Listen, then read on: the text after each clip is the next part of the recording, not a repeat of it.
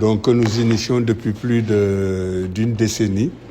Et dans ce cadre-là, nous avons profité du contexte en Casamance, qui est le retour des populations déplacées et des populations déplacées dues au conflit casamançais.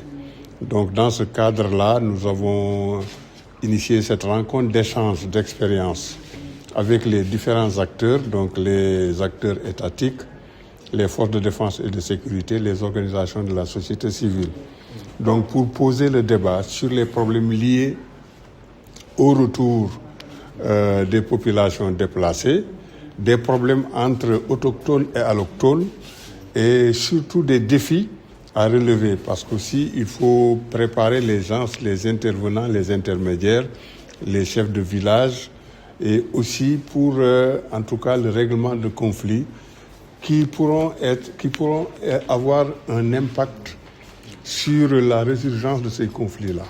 Et alors que le Malawi travaille dans le cadre de la lutte contre la prolifération des armes légères, nous savons que ce genre de conflits pourront être à l'origine de gens qui vont se réarmer pour défendre leurs intérêts. Parce que c'est un problème foncier, mais aussi d'exploitation des ressources naturelles.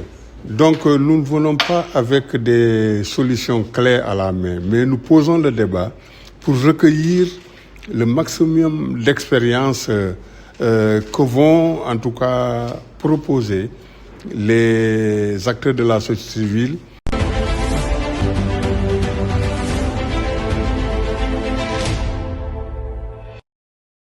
Le Malawi est un partenaire de longue date. Nous travaillons sur le programme FALSEN, un programme qui travaille sur des questions non seulement sécuritaires, des questions liées à la gestion des fonciers et peut-être des questions aussi à la gestion des ressources, mais aussi sur ce qui est de la circulation des armes légères et autres. Donc c'est dans un vaste programme qu'on est avec le programme, comme on l'appelle le programme FALSEN. Et aujourd'hui, on est là dans le cadre de la gouvernance foncière et sur ce qu'on appelle la gestion des ressources en cette période ou peut-être du contexte lié à ce qu'on appelle tout simplement le processus enclenché par le président de la République, à savoir M. Diomaye Faye, qui parle du processus de retour, comment accompagner le processus de retour des populations déplacées de la Casamance. Il faut dire que la Casamance a vécu une crise en quelque sorte c'est parti d'une crispation même liée au foncier depuis 1982.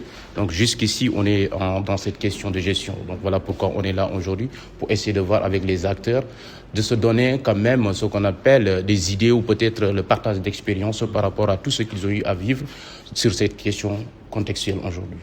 En tant que partenaire, je dirais que nous n'avons pas les solutions en main. Il est question de ce qu'on appelle tout simplement de se réorganiser d'abord. Les solutions, c'est d'abord de se réorganiser. Réorganiser comment? C'est faire appel à l'inclusion effective des acteurs concernés par rapport à cette question, concernés à ces localités, que ce soit les fils de la Casamance, les autorités locales de la Casamance.